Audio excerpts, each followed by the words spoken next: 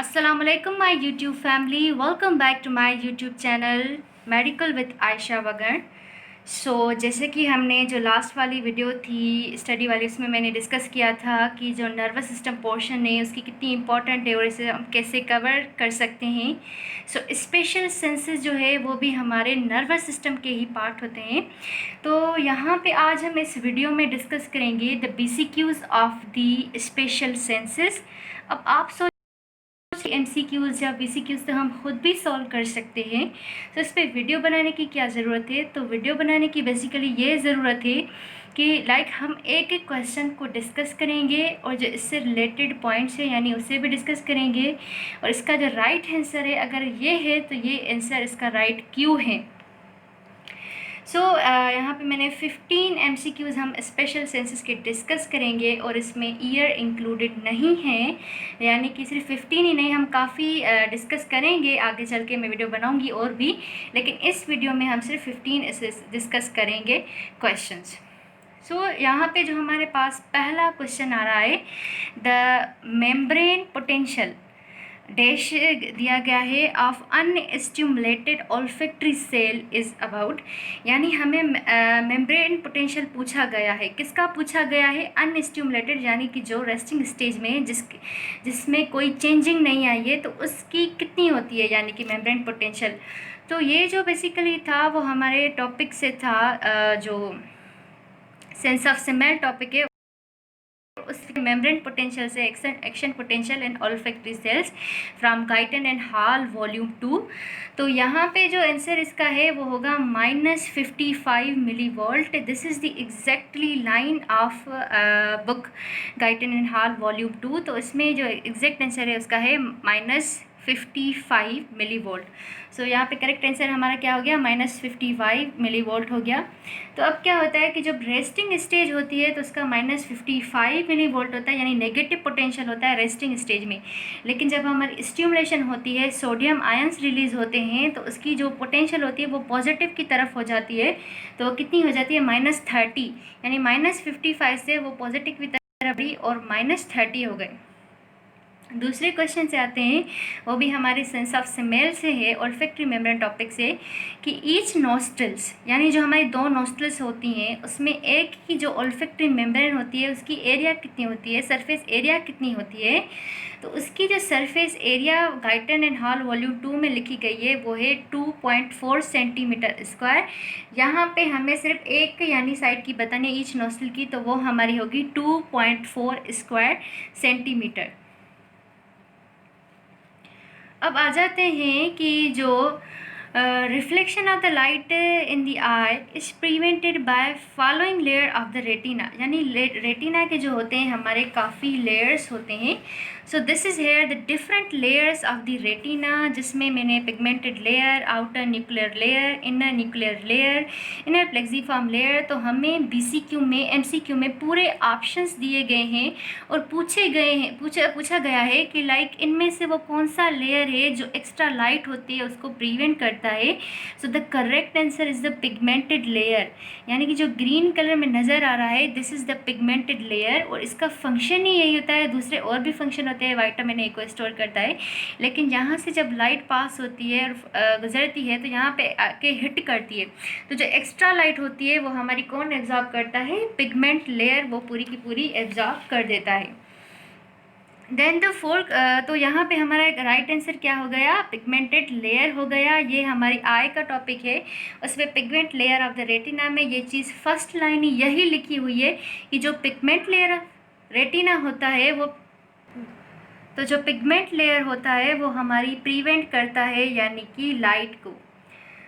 The fourth question 3 question हमारा ये हो गया। फोर्थ क्वेश्चन पे आते हैं, the substance that elicit the sensation of sour taste, यानी कि ये taste of sense of taste से क्वेश्चन है कि वो कौन सा सब्सटेंस होता है जो हमें यानी कि सोर टेस्ट की सेंसेशन देता है। तो यहाँ पे हमें डिफरेंट ऑप्शंस दिए गए हैं, aldehyde, alkaloids, amino acids, hydrogen ions and ketone. Basically जो सोर टेस्ट देते हैं वो हमारे एसिड्स होते हैं, जो भी हम एसिड लेते हैं उनमें सोर टेस्ट होती है, और एसिड में मेनली जो चीज़ स्टिमुलेट करवाती है वो होती है हाइड्रोजन आयंस। यहाँ पे जो हमारा करेक्ट आंसर होगा वो होगा हाइड्रोजन आयंस।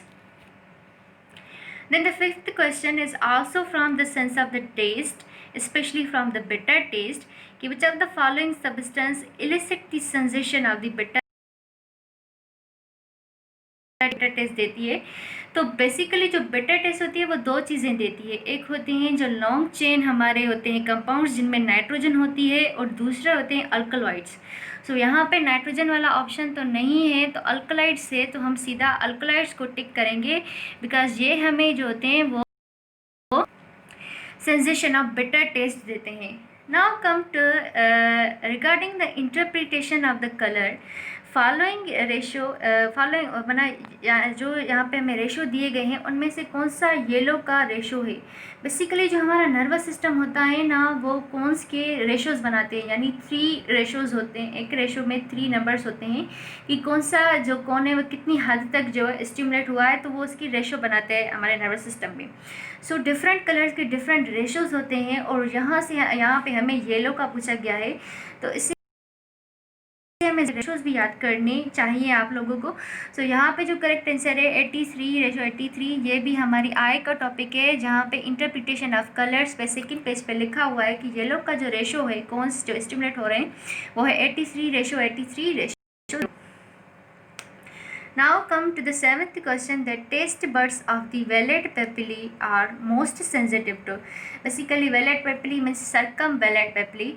तो जो डिफरेंट पेपिलाज होते हैं, यानी पेपिला टेस्ट बर्ड्स के जो होते हैं ना टाइप्स होते हैं, तो सर्कमवेलेट जो पेपिला होती है वो हमारी टंग की बैकवर्ड साइड पे होती है, यानी पीछे पीछे होती है, और उसका मेनली जो काम होता है वो ज़्यादातर बिटर टेस्ट को डिटेक्ट करना होता है, और थोड़ा बहुत सॉर टेस्ट को, यानी PCQs का मतलब ये होता है कि बेस्ट चॉइस क्वेश्चंस आपको यानी चूज़ करने हैं, जो उनमें से बेस्ट ऑप्शन हो। तो यहाँ पे हमारा बेस्ट ऑप्शन क्या होगा, बेटर होगा।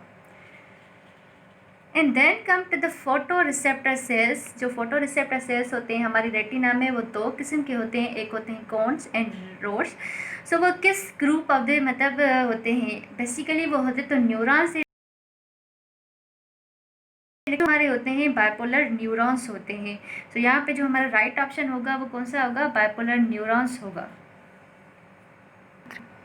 अब यहाँ पे जो 9 क्वेश्चन है उसमें हमें बेसिकली एक मतलब पूछा गया है कि जब ओल्फैक्टरी रिसेप्टर सेल से हमारे ओडोरेंट मॉलिक्यूल्स बाइंड होते हैं, बाहर से आके वहाँ से बाइंड होते हैं, तो वो कौन से स्पेसिफिक यानी आयंस होते हैं जो निकलते हैं और हमारे मतलब डिपोलराइजेशन करवाते हैं। तो यहाँ पे हमें डिफरेंट आयंस दिए गए हैं, calcium, chloride, hydrogen, potassium, sodium. So इनमें से हमें डिसाइड करना है कि कौन से होते हैं।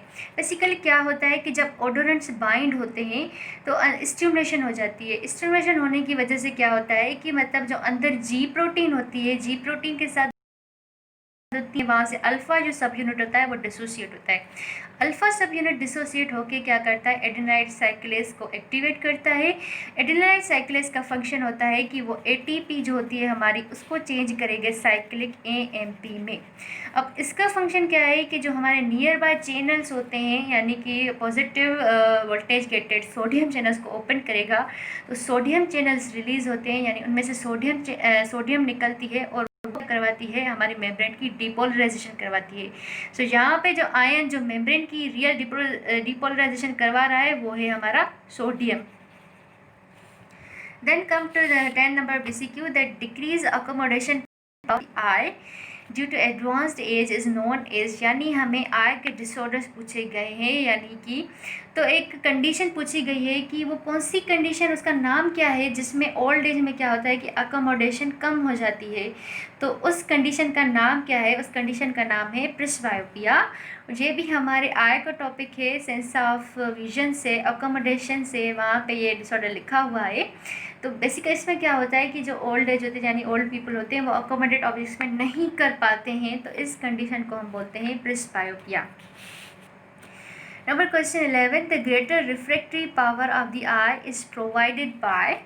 तो सबसे ज़्यादा रिफ्रैक्टरी पावर जो टोटल होता है 59 डायप्टर्स होता है, तो उसमें से सबसे ज़्यादा किस चीज़ का पार्ट होता है इस पावर को कंट्रीब्यूट करने में, तो वो होता है interior surface of the cornea. So यहाँ पे हम आ जाएं तो this one here is the cornea.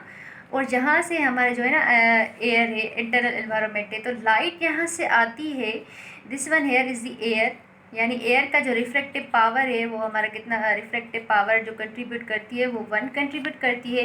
And this one here is the anterior layer of the cornea, the posterior layer of the cornea. So basically air और anterior layer में biggest difference होता है, यानी ह्यूज डिफरेंस होता है इन दोनों के reflective power में। बाकी अंदर तो जो डिफरेंट पार्ट्स होते हैं, लेंस के पार्ट्स होते हैं, आयरिस वगैरह, तो उनमें इतना रिफ्लेक्टिव पावर डिफरेंट नहीं होता है जितना कोरोना और सॉरी दिमाग में सवार हो गया है, कॉर्निया, कॉर्निया और एयर में काफ़ी ह्यूज डिफरेंस होता है। बेसिक इसी वजह से, यही वजह होती है कि वो ज़्यादा कंट्रीब्यूट करता है रिफ्लेक्टिव पावर में। Then come to question number 12, that when the bipolar cell terminate the ganglion cells in the retina, so वहाँ पे जो मोस्टली न्यूरोट्रांसमीटर होता है वो कौन सा रिलीज़ होता है। सो बेसिकली जब लाइट रिस्पॉन्सेज आते हैं गेंग्लियन सेल से डायरेक्ट जनरेट होते हैं, कैसे आते हैं, वहाँ से बाइपोलर सेल से आते हैं। तो जो बेसिकली न्यूरोट्रांसमीटर रिलीज़ होता है वो हमारा रिलीज़ होता है ग्लूटामेट। तो यहाँ पे जो हमारा राइट आंसर होगा वो होगा glutamate. Then come to the aqueous humor is secreted by the, अब डिफरेंट ऑप्शंस हमें यहाँ पे दिए गए हैं कि जो aqueous humor है, सो यहाँ पे ये aqueous बॉडी है, यहाँ पे हमारा aqueous humor होता है, फ्लूइड होता है। तो हमें यही पूछा गया है कि यह aqueous humor जो है वो कहाँ से यानी सीक्रेट होता है।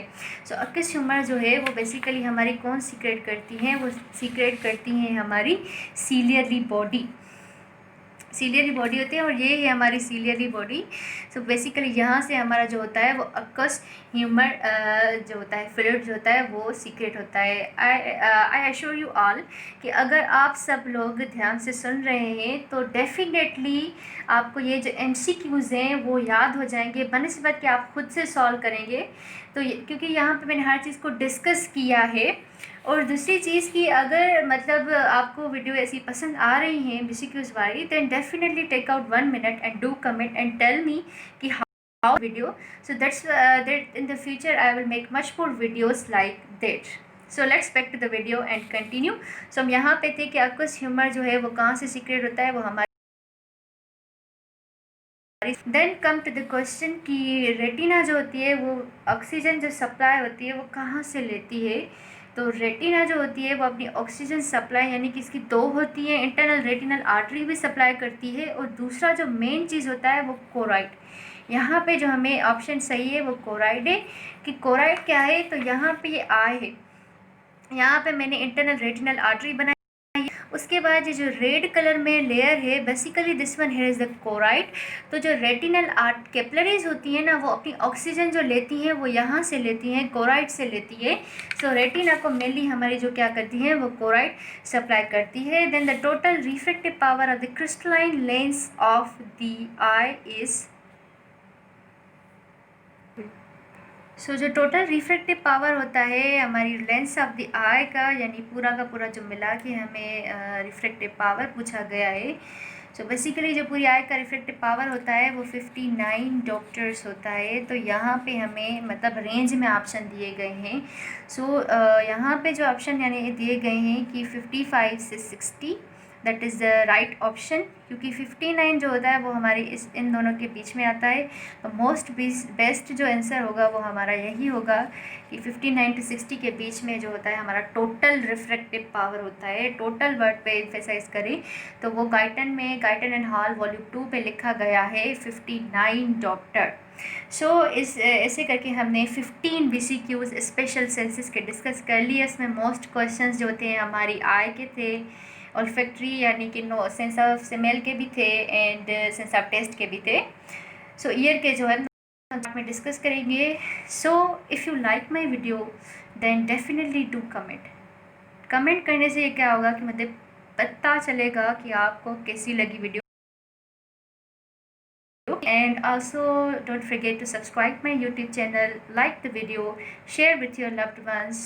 Bye bye.